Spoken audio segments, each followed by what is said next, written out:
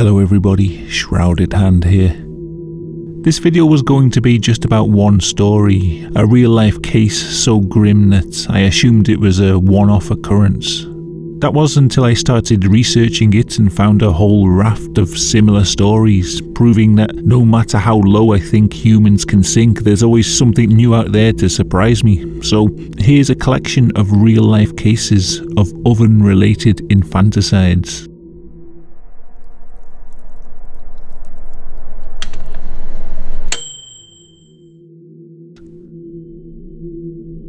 Melissa Wright was considered a caring mother and generally a kind and loving person.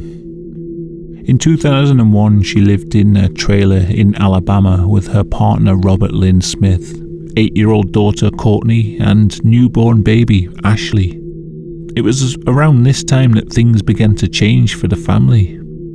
After the birth of Ashley, Melissa Wright began to suffer from postpartum depression and she was put on anxiety medication. She also lost her waitressing job, and now with both her and her partner unemployed and confined within a small trailer, tensions began to rise. Melissa's behaviour began to change. She became obsessed with the idea that the world was ending. Several times Robert Smith found her wandering aimlessly outside, talking about some sort of impending apocalypse. Her mood would swing from manic rage to a catatonic apathy. One time she tried to jump out of a moving vehicle. On another occasion, 8-year-old Courtney ran to her neighbour's house, claiming that her mother was trying to kill her.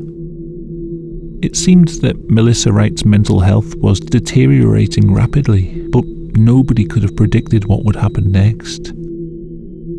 It was 14 months after Ashley's birth.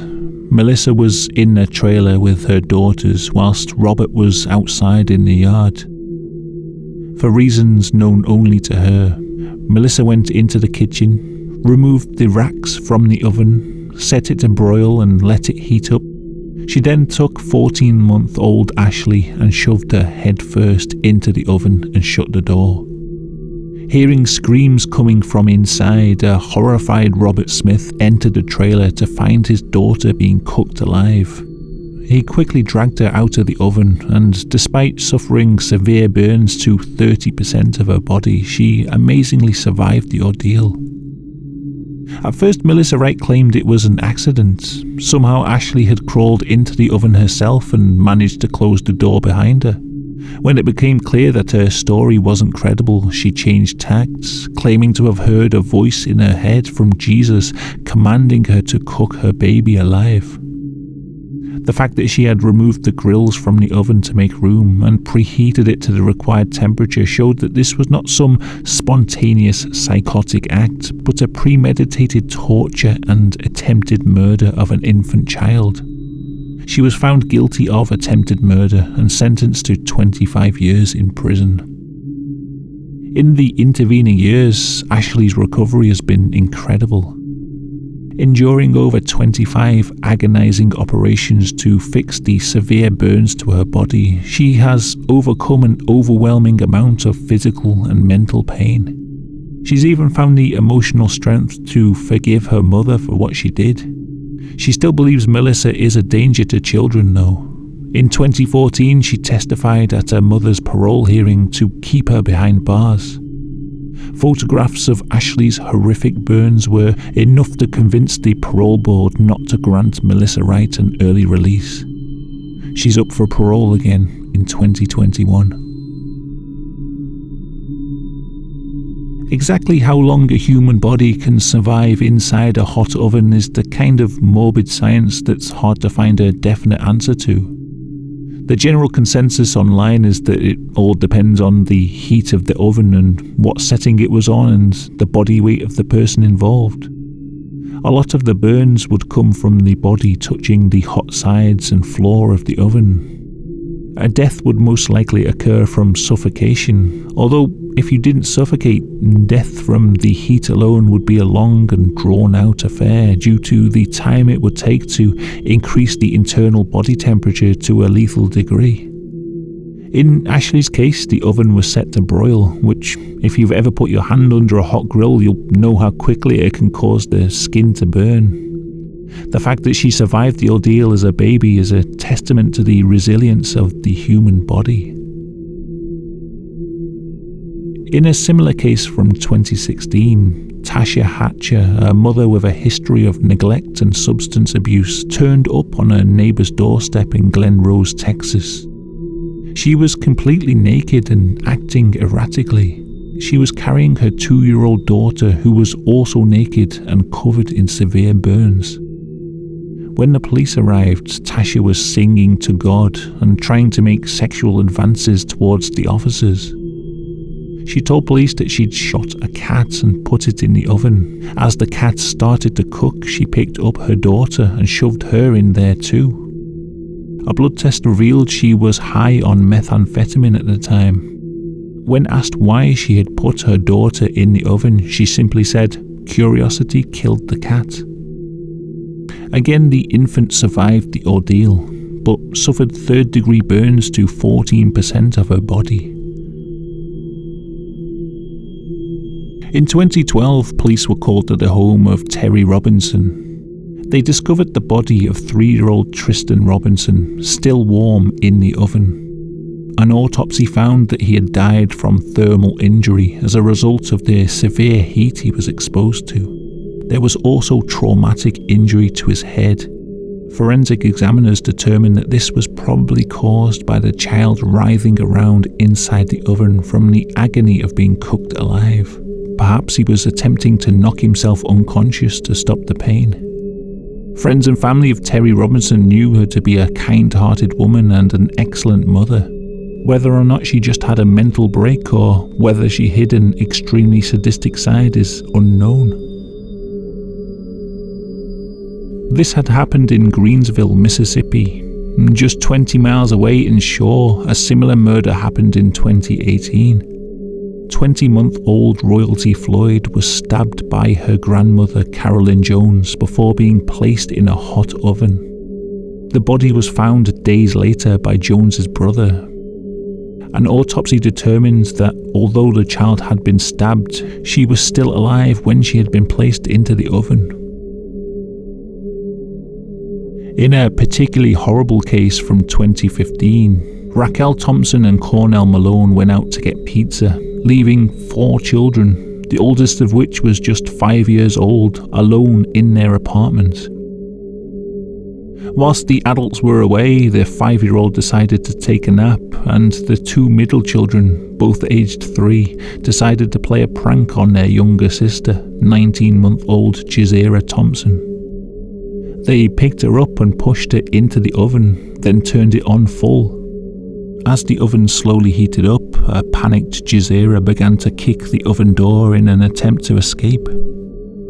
The oven then tipped forward, landing face down with the door and the oven controls against the floor, trapping Jazeera inside. When Raquel and Cornell arrived home, they could smell the burning from outside their door. I can hardly imagine the horror and shock they experienced as they lifted up the oven to find the burnt corpse of their child within. Raquel and Cornell were arrested for child endangerment, and the surviving children were taken into CPS custody. The final few cases are slightly different to the others, but I imagine the deaths were equally as painful. In 2006, a 28-day-old baby named Paris Talley was brought into a hospital in Ohio by her mother, China Arnold. The child had no vital signs, and although medical professionals tried to revive her, by that point it was too late. The child was dead. An examination showed that there were burns on the baby's limbs and torso, but not enough to cause death. When asked about the burns, the mother expressed surprise, claiming not to know how it happened. The baby's death was a mystery at first. An autopsy showed that Paris Talley's internal organs had been subjected to extreme heat, enough to cause the death of the child, but the external burns were mild in comparison. Someone with these kinds of internal injuries should have been burnt to a crisp. police searched China Arnold's apartment. They found a bathtub filled with cloudy water and what looked like flakes of human skin floating on the surface. Nearby they found a bath towel covered in a black substance, but still what caused those burns remained a mystery. Eventually though, after a more thorough search, forensic teams identified the cause of death. Little Paris Talley had been microwaved. The day before her arrival at the hospital, China Arnold had got intoxicated and got into an argument with her partner about Paris's paternity. In a fit of drunken anger, she placed the baby into the microwave and cooked the child on full power for 2 minutes. Afterwards, she took the baby out and tried to wash it in the bath, which caused a lot of the burnt skin to peel away. It wouldn't be until the next day that she decided to take her to hospital. Miss Arnold has since been arrested and sentenced to life imprisonment. Another case from 1999 in Kent, Virginia. A new mother named Elizabeth Rennie Otte cooked her month-old baby, Joseph Louis Martinez, in a microwave oven for 10 minutes, killing him outright. At her trial, she pled not guilty to murder, claiming she had no memory of the incident. Apparently, she suffered from epileptic seizures and blackouts, which she managed with medication. However, she stopped taking the medication when she became pregnant. Her defense was that she suffered a blackout before feeding the child. In her confused state, instead of putting the bottle in the microwave to warm up, she instead picked up Joseph and crammed him in there instead. If this is true, then she'll have to live with that knowledge for the rest of her life. She was sentenced to 5 years imprisonment for involuntary manslaughter.